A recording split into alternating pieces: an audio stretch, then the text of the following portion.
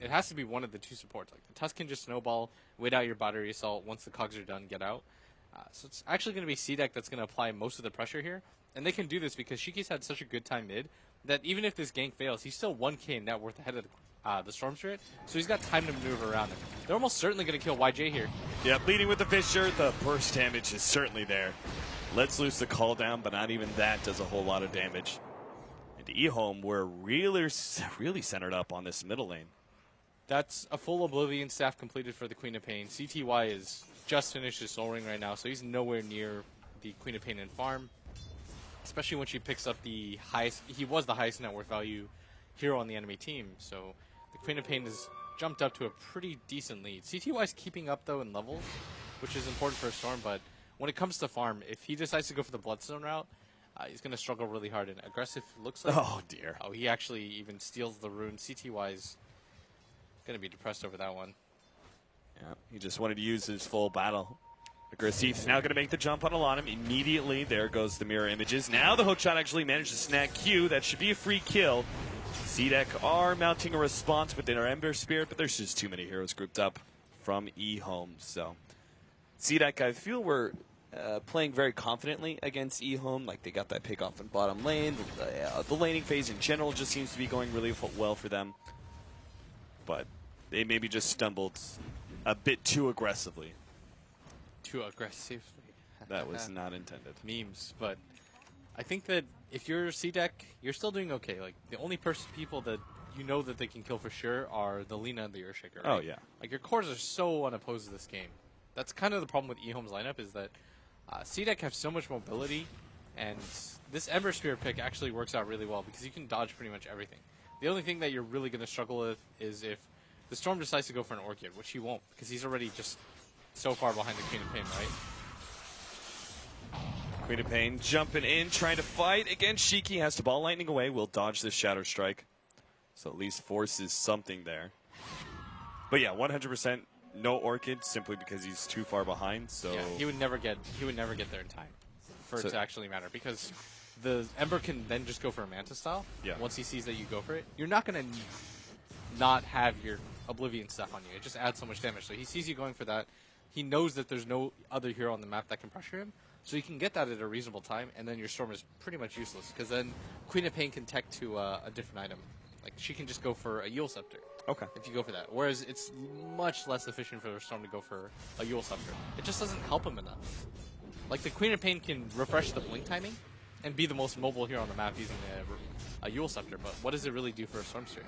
It's just too defensive of an item. So you go for the Bloodstone, and it's like a lose-lose situation, but at least you can suicide if she goes on you and has to burst everything on you. Right. Hopefully prevent this Queen of Pain from snowballing a bit too much. Though she's already level 10, and we'll have that second Oblivion staff coming in soon. RTK, they're going to try and blow him up. Nice cogs that pushes back. The Winter's Curse is there to control Aggressive, but TP out. He's going to be pulled in by CTY. Not really worth it there for C-Deck. Once again, they try and get aggressive in the middle lane and try and force some sort of kill or something. And eHome just like immediately showcase, hey, we've got 4+ heroes here. Yeah, and he had Magic 6 charges at the same time. He had enough HP to survive through that. And, that really wasn't worth it. That could have gone a lot worse for C-Deck if they weren't careful. Like the Ember Sphere committed every single one of his Fire Remnants to be able to get that kill. Yeah. Like, he had zero way out of that. He was out of mana. You can't commit that hard to it, especially when you don't have either of the supports to back you up. Like, maybe if the Earthshaker's there with the Fissure right after, potentially you survive, but the way that went, you were 100% dead. Drums is being picked up for our Gyrocopter alongside the phase boots. A ton of movement speed for this carry. Very aggressive build is what we're seeing. With this build, do you go into the BKB immediately and just look to dominate the early to mid game? I think you still go for the SNY. Okay. There's... I'm trying to think right now. Actually, if you have drums, probably BKB first is better. Yeah, I feel like when you go drums, going SNY as well is just maybe too much all-in. Yeah. On the early mid game, you have just too many small stat items. Because what people have to always consider is like SNY and drums together isn't bad at all, but you also have Ring of Aquila. Yeah, and you still want to build towards the late game at some point. Like we saw that in the game where was it C-Deck versus EG? I still liked how C-Deck built their heroes. I think the bigger issue there was just that AUIA destroyed them and their confidence, but the way that their heroes built, I think, was the correct idea. You don't have to all-in commit to the early game like that. Like, Ring of Aquila is really expensive. It's like 1,000 gold, drums is 1,800, so you spend 2,800 gold on an item that you don't want to keep. Yeah. C-Deck done with trying to maybe get a pick off in middle and take that tier 1 tower there, are now going to center up at bottom lane instead. They are getting to a point. Ember Spirit has a Ring of Aquila. I don't think he needs to go drums at this point in time. You could probably just go straight for Battle Fury. Yeah. Especially with the way that C-Deck are looking really good for the laning phase, can probably just afford to sit back and continue to play a bit of a farm game against eHome.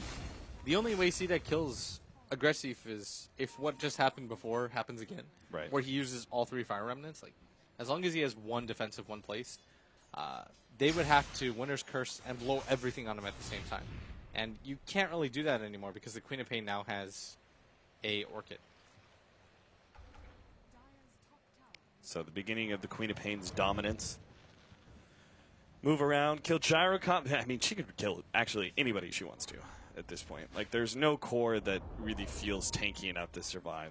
Maybe Gyro. Maybe. If she has her ult, I think she can kill pretty much anybody. As long as the Gyro doesn't get the Rocket Barrage off first. So it feels like there would be a lot more incentive for eHome to stay grouped up. I think so, but at the same time, you realize you can't deal with those heroes. You have to split up and farm and try to get ahead in other ways, right? Right. But they're so afraid right now. I think they are aware that the smoke is happening. Yeah, they did have a jungle ward. Yeah, C-Deck want to take this fight, but eHome, this probably isn't a terrible fight for them if they can get in position. A lot of it's going to come down to the positioning of the Winter Wyvern, and if DDC can make really good use of the Cold Embrace and the Winter's Curse.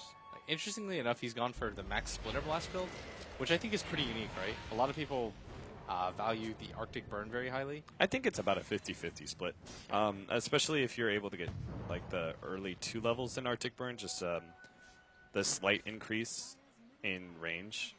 I feel actually makes a very big difference on Winter Wyvern ganking very early on. Yeah. But I would also say, like, eHome, the Splinter Blast is the best thing to be able to deal with pushes, right? Because it's just so spammable, great damage, very, very long range. So maybe they're a bit afraid that C-Deck are going to try and take advantage of the early net worth lead that they have to push towers, even though they really don't have a net worth lead at all. C-Deck have actually, over the last course of 5 minutes, have actually kind of dropped their 1,500 gold lead.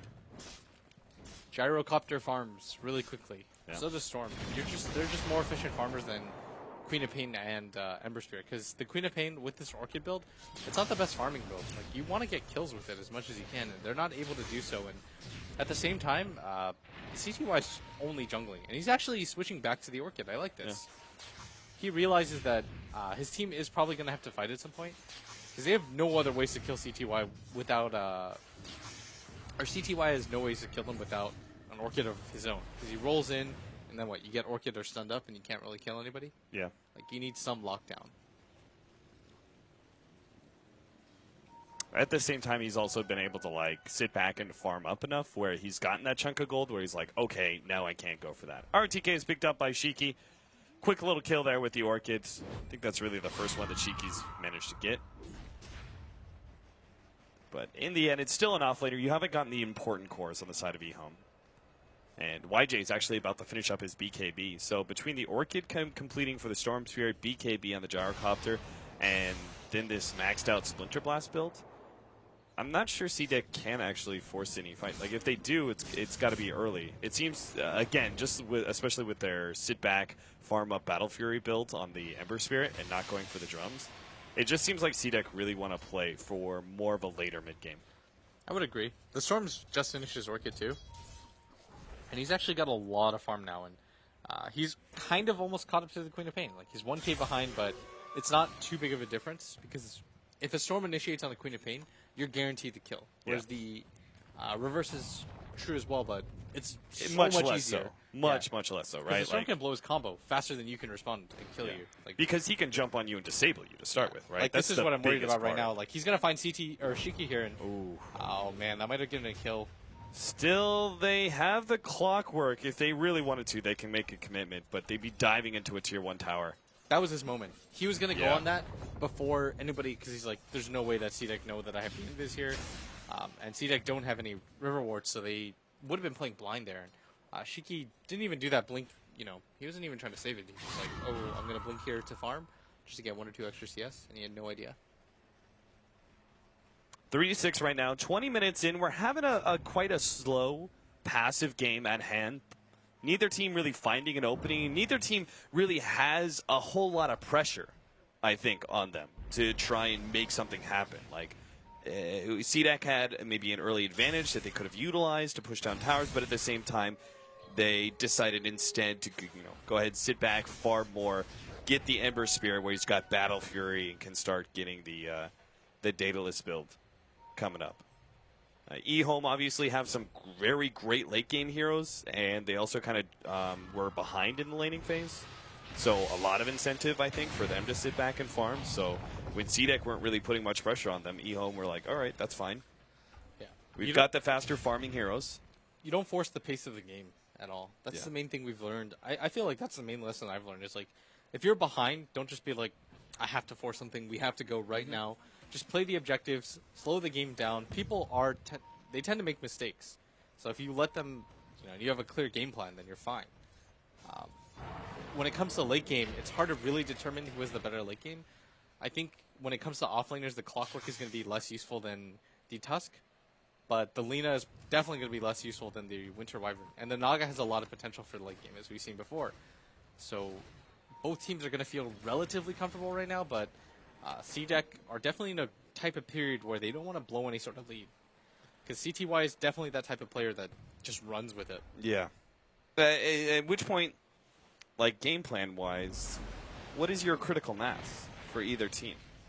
Like, if we never just see an opening, this continues for the next 20 minutes, and every team just sit backs, and, farms, etc., what for you is really your critical mass for eHome and for CDEC?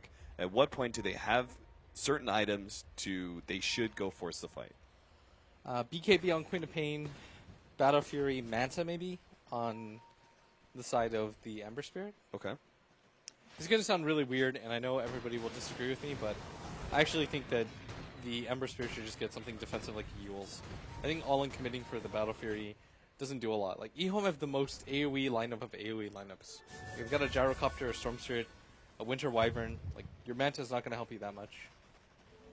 Same with the Splitter Blast. You disagree with the Battle Fury first on Ember Spirit? No, I agree with it, but I think second item, going for something like a Manta style is too big of a commitment, and it's not going to give you enough. Okay. 3-man smoke up. CDEC are going to find CTY. They'll chain stun him down. Very nicely played. And they're not afraid to pop all the ultimates for it. Walrus Punch, Echo Slam, and a Laguna Blade, all for that little poor Storm Spirit. But then again, we haven't really seen any kills in the last few minutes, so why not pop all the ultimates to ensure a pickoff? I don't feel bad for him. Storm Pickers deserve this. His Tier 1 towers dropping a little bit low. Aggressive brings his double damage rune to the 4. They pop the glyph now, and he jumps away to his remnant. Just a bit too risky for him. Go, Naga Siren Illusion. He tried. He almost got the deny off. YJ gets the last hit on it, so they do get the deny, and they managed to gank the Storm, but CDEC, I think the